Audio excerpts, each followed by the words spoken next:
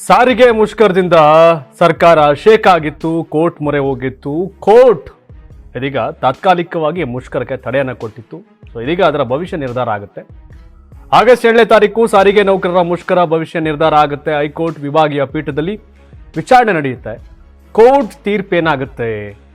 Court ತೀರ್ಪು ಸರ್ಕಾರಕ್ಕೆ ನಿರ್ದೇಶನ ಕೊಡುತ್ತಾ, ಮಾಡಿ ಅವ್ರ ಬೇಡಿಕೆ ಈಡೇರಿಸಿ ಅಂತ ಹೇಳುತ್ತಾ, ಮುಷ್ಕರ ಮಾಡಲೇಬೇಡಿ ಅನ್ನೋ, ಯಾಕಂದ್ರೆ ಮುಷ್ಕರ ಮಾಡಬೇಡಿ ಅಂತ ಹೇಳುವುದಾದರೆ ಈ ಡಿಮ್ಯಾಂಡ್ ಏನಿದೆ, ನೌಕರರ ಡಿಮ್ಯಾಂಡ್, ಅದನ್ನು ಪೂರೈಸಿ ಅಂತ ಸರ್ಕಾರಕ್ಕೆ ನಿರ್ದೇಶನ ಕೊಡೋ ಸಾಧ್ಯತೆ ಕೂಡ ಇದೆ. ಯಾಕಂದ್ರೆ ಡಿಮ್ಯಾಂಡ್ ಇರೋದು ಸರ್ಕಾರಕ್ಕೆ ನಿರ್ದೇಶನ ಕೊಡಿ, ನಾವು ಪ್ರತಿಭಟನೆ ಮಾಡಲ್ಲ, ಮುಷ್ಕರ ಮಾಡಲ್ಲ, ನಿಮ್ಮ ಮಾತನ್ನು ಕೇಳ್ತೀವಿ ಅಂತ ಸರ್ಕಾರಕ್ಕೆ ನಿರ್ದೇಶನ ನೀಡುವಂತೆ ಮನವಿಗೆ ನಿರ್ಧಾರ ಮಾಡಲಾಗಿದೆ. ಕಾನೂನನ್ನು ಗೌರವಿಸಿ ಮುಷ್ಕರವನ್ನು ಮುಂದಿಡಿದ್ದೇವೆ, ನಮ್ಮ ಮನವಿಗೂ ಸ್ಪಂದಿಸಿ ಅಂತ ಕೋರ್ಟ್ನ ಮುಂದೆ, ನ್ಯಾಯಮೂರ್ತಿಗಳ ಮುಂದೆ ಬೇಡಿಕೆಯನ್ನು ಇಡುವ ಸಾಧ್ಯತೆ ದಟ್ಟವಾಗಿದೆ. ಇನ್ನು ಸಾರಿಗೆ ನೌಕರರ ಹೋರಾಟಕ್ಕೆ ವಾಟಾಳ್ ಬೆಂಬಲವನ್ನು ಸೂಚಿಸಿದ್ದಾರೆ. ನೌಕರರಿಗೆ ಸ್ಪಂದಿಸದಿದ್ದರೆ ಕರ್ನಾಟಕ ಬಂದ್ ಎಚ್ಚರಿಕೆಯನ್ನು ಕೊಟ್ಟಿದ್ದಾರೆ. ಮುಷ್ಕರ ವಿರೋಧಿಸಿ ವಕೀಲ ಅಮೃತೇಶ್ ಅರ್ಜಿಯನ್ನು ಸಲ್ಲಿಸಿದ್ರು. ಒಂದು ದಿನ ಮುಂದೂಡುವಂತೆ ಹೈಕೋರ್ಟ್ ಆದೇಶವನ್ನು ಕೊಟ್ಟಿತ್ತು. ಆದರೂ ಆಗಸ್ಟ್ 5ರಿಂದಲೇ ಮುಷ್ಕರ ಆರಂಭವನ್ನು ಮಾಡಿದ್ರು ನೌಕರರು. ಆಗಸ್ಟ್ 5ರ ವಿಚಾರಣೆ ವೇಳೆ ಹೈಕೋರ್ಟ್ ಕಾನೂನು ಕ್ರಮದ ಎಚ್ಚರಿಕೆಯನ್ನು ಕೊಟ್ಟಿತ್ತು. ನೀವೇ ನಾವು ಹೇಳಿದ್ರು ಕೇಳಲ್ವಲ್ಲ ಅಂತ. ಬಳಿಕ ಮುಷ್ಕರವನ್ನು ಜಂಟಿ ಕ್ರಿಯಾ ಸಮಿತಿ ಮುಂದೂಡಿತ್ತು. ಅದನ್ನು ಅಂದರೆ ಕ್ಯಾನ್ಸಲ್ ಮಾಡಿರಲ್ಲ, ಮುಂದೂಡಿದ್ರು ಅದನ್ನು. ಆಗಸ್ಟ್ 5ರ ಸಂಜೆಯಿಂದಲೇ ಕೆಲಸಕ್ಕೆ ಹಾಜರಾಗಿದ್ದ ನೌಕರರು ಆಗಸ್ಟ್ 7ಕ್ಕೆ ಸಾರಿಗೆ ನೌಕರರಿಂದ ಕೋರ್ಟ್ ಏನು ಆದೇಶ ಮಾಡುತ್ತೆ, ಕೋರ್ಟ್ ಏನು ಹೇಳುತ್ತೆ, ಅದರ ಮೇಲೆ ಮುಷ್ಕರದ ಲೆಕ್ಕಾಚಾರ ನಿರ್ಧಾರ ಆಗುತ್ತೆ. ಅಂದರೆ 38 ತಿಂಗಳ ಪರಿಷ್ಕೃತ ಬಾಕಿ ವೇತನ ಬರಬೇಕು ಅವ್ರಿಗೆ. ಒಬ್ಬೊಬ್ಬ ಕಂಡಕ್ಟ್ರು, ಡ್ರೈವರ್ಗೆ, ಕನಿಷ್ಠ 10 ವರ್ಷ ಸರ್ವಿಸ್ ಮಾಡಿದವ್ರಿಗೆ 1.5 ಲಕ್ಷ, 2 ಲಕ್ಷ, 3 ಲಕ್ಷವರೆಗೂ ಕೂಡ ಬರಬೇಕು. ಸಾರಿಗೆ ನೌಕರರ ಕಷ್ಟ ನಷ್ಟ ಎಲ್ಲವನ್ನು ಯೋಚನೆ ಮಾಡಬೇಕಾಗತ್ತೆ. 75% ಅದಕ್ಕಿಂತ ಹೆಚ್ಚು ಜನ ಸಾಲ ಮಾಡ್ಕೊಂಡವ್ರು ಜೀವನ ಮಾಡೋಕ್ಕೆ.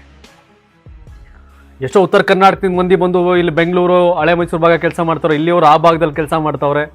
ಆ ಸಂಬಳ ಇದೆಯಲ್ಲ, ಅದು ಕೇಳಿದ್ರೆ ಅಯ್ಯೋ ಅನ್ಸುತ್ತೆ, ದೇವ್ರೆ ಇಷ್ಟೊಂದು ನಿಕೃಷ್ಟವಾಗಿ ನಡ್ಸ್ಕೋತಾರ ನೌಕರರನ್ನ ಅಂತ. ಸಾರಿಗೆ ನೌಕರರ ಸಮಸ್ಯೆ ಇದೆಯಲ್ಲ, ಅದು ಕೇಳೋರ್ ಗತಿ ಇಲ್ಲ ಅನ್ನಂಗೆ ಆಗ್ಬಿಟ್ಟಿದೆ. ಯಾಕಂದರೆ ಯಾಕೆ ಈಗ ಜನ ಹೇಳ್ತಾರೆ ಇವರು ನೌಕರರ ಡಿಮ್ಯಾಂಡ್ ಮಾಡ್ತಾರೆ ಅಂದರೆ, ಸಿದ್ದರಾಮಯ್ಯನವರು ವಿರೋಧ ಪಕ್ಷದಲ್ಲಿದ್ದಾಗ ಹೇಳಿದ ಮಾತೇ ಬೇರೆ. ಆಗ ಬಿಜೆಪಿ ಸರ್ಕಾರವನ್ನ ಹಿಗ್ಗಾಮುಗ್ಗಾ ವಾಗ್ದಾಳಿ ಮಾಡಿದ್ರು. ಅಂದರೆ ಸಿದ್ದರಾಮಯ್ಯನವರ ಮುಖ್ಯಮಂತ್ರಿಗಳು ಕರುಣಾಮಯಿ, ಅನ್ನರಾಮಯ್ಯ, ಗ್ಯಾರಂಟಿ ರಾಮಯ್ಯ, ಗೃಹಲಕ್ಷ್ಮಿ ರಾಮಯ್ಯ, ಎಲ್ಲ ರಾಮಯ್ಯನೂ ಹೌದು. 55,000 ಕೋಟಿಯನ್ನ ಗ್ಯಾರಂಟಿಗೆ ಕೊಡುವಂತ ಸಿದ್ದರಾಮಯ್ಯನವರು ನಮಗೆ ಕೊಡಬೇಕಾಗಿರೋ ದುಡ್ಡು ಕೊಡಕ್ಕೇನು ಸ್ವಾಮಿ? 1,500 ಕೋಟಿ ಕೊಡಕ್ಕೇನು? ಕುಡಿ ನಮಗೂ. ಖಜಾನೆ ತುಂಬೈತೆ, ದುಡ್ಡೈತೆ, ನಾವು ಆರ್ಥಿಕ ಶಿಸ್ತಿದೆ ಅಂತ ಹೇಳೋ ಸಿದ್ದರಾಮಯ್ಯನವ್ರಿಗೆ ನಮಗೆ ಕೊಡುವಾಗ ಮಾತ್ರ ಆರ್ಥಿಕ ಇಲಾಖೆ ಮಾತನ್ನ ಯಾಕೆ ಹೇಳ್ತಾರೆ ಅಂತ. ಸೊ ಹಾಗಾಗಿ ಎಷ್ಟೇ ಮುಚ್ಚಿಟ್ರು ಇಲ್ಲ ಒಂದು ಕಡೆ ಬಣ್ಣ ಬಯಲಾಗುತ್ತೆ. ಅದು ಯಾರೇ ಆಗಿರಲಿ, ವ್ಯಕ್ತಿನೋ ಸರ್ಕಾರವೋ ಮತ್ತೊಂದು ಮಗನೊಂದು. But ನೌಕರರೇನು, ಇವ್ರಿಗೇನು pension ಬರುತ್ತೇನೋ? ಇತರ ಸರ್ಕಾರಿ ನೌಕರರ ರೀತಿ ಅಲ್ಲ. ಈ ಸಾರಿಗೆ ನೌಕರರ ಹಣೆ ಬರನೇ ಬೇರೆ. ಸರ್ಕಾರಿ ನೌಕರ ಸರಿಸಮನಾಗಿ ವೇತನ ಕೊಡಿ, ನೀಟಾಗಿ ಮಾಡಿ ಅಂತ ಕೇಳ್ತಾರೆ, ಕ್ಯಾರೇನಲ್ಲ ಇವ್ರನ್ನ. ಕರ್ನಾಟಕ ಅಂತ ಬಂದಾಗ ಕಾವೇರಿ ನೀರು, ಕರ್ನಾಟಕ ಅಂತ ಬಂದಾಗ ಬ್ಯಾಂಗ್ಳೂರು, ಕರ್ನಾಟಕ ಅಂತ ಬಂದಾಗ ಏನು ನಮ್ಮ international airport, at the same time Karnataka ಅಂತ ಬಂದಾಗ KSRTC, ಪ್ರೈಡ್ ಅದೇ ಹೆಮ್ಮೆ. KSRTC, BMTCಗಳು ನಮ್ಮದು, ಅದು ನಮ್ಮ ಸಂಸ್ಥೆ. ಯಾಕಂದರೆ ಬಿಕಾಸ್ ಆಫ್ ಲಾಭದಾಯಕವಾಗಿ ನಡೆದಂಥ ಸಂಸ್ಥೆ, ನಡೀತಾ ಇದ್ದಂಥ ಸಂಸ್ಥೆ. ಇಡೀ ದೇಶದಲ್ಲೇ KSRTC, BMTC ನಮ್ಮ ಸಾರಿಗೆ ಸಂಸ್ಥೆ ಹೆಮ್ಮೆ, ಹೆಸರಿದೆ. ಆದರೆ ಯಾವ್ಯಾವುದೋ ಲೆಕ್ಕಾಚಾರದಲ್ಲಿ, ರಾಜಕಾರಣದ ಲೆಕ್ಕಾಚಾರದಲ್ಲಿ ಅದಕ್ಕೆ ಗುಂಡಿ ತೋಡಿ ಮುಚ್ಚುವಂಥ ಕೆಲಸ ಮಾಡಬಾರ್ದು. ಆ ಸಾರಿಗೆ ನೌಕರರ ಹೊಟ್ಟೆ ಮೇಲೆ ಹೊಡೆದು ಸಾಧಿಸೋದೇನಿದೆ ಸರ್ಕಾರ. ಸೊ ಹಾಗಾಗಿ ಕೋರ್ಟ್ನಿಂದ ಹೇಳಿಸ್ಕೊಂಡು ಮಾಡುವಂಥದ್ದೇನಿಲ್ಲ. ಸಿದ್ದರಾಮಯ್ಯವ್ರು ಮಾಡಬೇಕಾಗಿತ್ತು ಅದನ್ನು, ಕೋರ್ಟ್ಗಿಂತ ಮಾಡಬೇಕಾಗಿತ್ತನ. ಸರ್ಕಾರಕ್ಕೆ ಆ ಬದ್ಧತೆ ಇರಬೇಕಾಗಿತ್ತು, ಸಿದ್ದರಾಮಯ್ಯವ್ರಿಗೆ ಆ ಬದ್ಧತೆ ಇರಬೇಕಾಗಿತ್ತು. 38 ಮಂತ್ಸ್ ಕೊಡಿ ಅಂತ ಪ್ರತಿ 4 ವರ್ಷಕ್ಕೆ ಒಂದ್ಸರಿ ಪರಿಷ್ಕರಣೆ ಆಗಬೇಕು. 2024ರಲ್ಲಿ ಮತ್ತೆ ಆಗಬೇಕಾಗಿತ್ತು. ಬಿಜೆಪಿಯವರನ್ನು ಮಾಡಲಿಲ್ಲ, ಮಂತಿನ ಕೆಲಸ ಮಾಡಿದ್ರು, ಕೋವಿಡ್ ಅವು ಇವು ಕಥೆಗಳು ಹೇಳಿ. ಹಂಗಾರೆ ಅವ್ರು ಸರಿ ಇಲ್ಲ ಅಂತ ನೀವೇ ಹೇಳಿದ್ದು, ನೀವು ಸರಿತಾನೆ ಹಾಗಾದ್ರೆ. ಬಿಜೆಪಿಯವ್ರು ಸರಿ ಇಲ್ಲ, ನಾವು ಮಾಡ್ತೀವಿ ಅಂದ್ರಿ. ಬಿಜೆಪಿಯವ್ರು ಸರಿ ಇಲ್ಲ ಅಂತ ನಿಮ್ಮನ್ನ ಜೈ ಅನ್ರು. ಯಾಕಂದ್ರೆ ಎಲ್ಲವೂ ಸೇರ್ಕೊಂಡಂಗೆ, ಎಲ್ಲ ಅಂಶಗಳ ಕಾರಣಕ್ಕೆ ಅಧಿಕಾರದಲ್ಲಿದ್ದೀರಿ. ಹಾಗಾಗಿ ಪಾಪ 1,20,000 ನೌಕರರನ್ನು ಯಾಕೆ ನೀವು ಹೊಟ್ಟೆ ಮೇಲೆ ಹೊಡಿತೀರಿ, ಗೋಳು ಇಕ್ಕತ್ತೀರಿ? ಎಸ್ಮಾ ಜಾರಿ ಮಾಡ್ತಾರೆ ಅಂತ ಎದುರಿಸ್ತಾರೆ ಅಂತ ಬಿಜೆಪಿ ಹೇಳ್ತೀರಿ. ನೀವೇನು ಮಾಡಕ್ಕೆ ಕೊಟ್ರಿ? 7ನೇ ತಾರೀಕು ಕ್ಷಣಗಣನೆ ಮುಷ್ಕರದೇನು ಕೋರ್ಟ್ ಆದೇಶ ಏನು ಮಾಡುತ್ತೆ ಅಂತ ಕಾಯ್ತಾ ಇದ್ದಾರೆಲ್ಲ.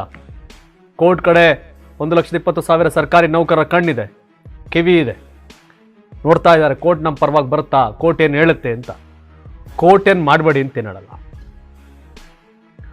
ಹೈಕೋರ್ಟ್ ಜನರಿಗೆ ಸಮಸ್ಯೆ ಆಗುತ್ತೆ ಅನ್ನೋ ಕಾರಣಕ್ಕೆ ನಿರ್ಧಾರವನ್ನು ತೆಗೆದುಕೊಂಡಿದೆ. ಈಗ ಹೈಕೋರ್ಟ್ ನೌಕರರ ಬೇಡಿಕೆಯನ್ನು ಕೂಡ ಪರಿಗಣಿಸುತ್ತೆ ಅನ್ನೋ ವಿಶ್ವಾಸ ಸಾರಿಗೆ ನೌಕರರಿಗಿದೆ.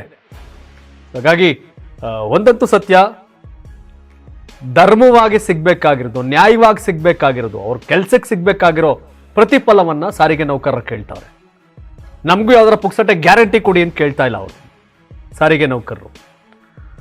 ಸಾರಿಗೆ ನೌಕರರು ಕೇಳ್ತಿರೋದು ನಮ್ಮ ಪಾಲಿನ, ನಮ್ಮ ಪರಿಷ್ಕೃತವಾದಂತ ಬಾಕಿ ಉಳ್ಕೊಂಡ್ರೆ ವೇತನ ಕೊಡಿ ಸ್ವಾಮಿ ಅಂತ. ಅವರೇನು ಅವ್ನು ಭಿಕ್ಷೆ ಬಿಡ್ತಾ ಇಲ್ಲ.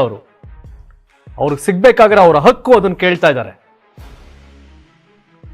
ಸೊ ಹಾಗಾಗಿ ವಿರೋಧ ಪಕ್ಷದಲ್ಲಿ ನಿಂತ್ಕೊಂಡಾಗ ಒಂದು, ಆಡಳಿತ ಪಕ್ಷಕ್ಕೆ ಹೋದಾಗ ಒಂದು, ಆ ಥರದ ನಿರ್ಧಾರಗಳನ್ನ ಮಾಡಬಾರ್ದು. ಸಿದ್ದರಾಮಯ್ಯನವರು ಒಳ್ಳೆ ಹೆಸರನ್ನು ತಗೊಂಡವ್ರೆ. ಹಾಗಾಗಿ ಇದೊಂದು ಮಾಡ್ಬಿಟ್ಟು ಹೋಗಿದ್ರೆ ಪುಣ್ಯಾತ್ಮ ಇನ್ನೂ ಒಂದಷ್ಟು ವರ್ಷ ನೆನ್ಕೋತಾರೆ ಜನ ಅವರು, ಸಾರಿಗೆ ಸಂಸ್ಥೆಯವರು. ಎಸ್, ತಾವೇನು ಹೇಳ್ತೀರಿ ಈ ಬಗ್ಗೆ? ಕಾಮೆಂಟ್ ಮಾಡಿ. ಧನ್ಯವಾದ. ಇದು ಕರ್ನಾಟಕ ಟಿವಿ, ಕನ್ನಡಿಗರ ಧ್ವನಿ.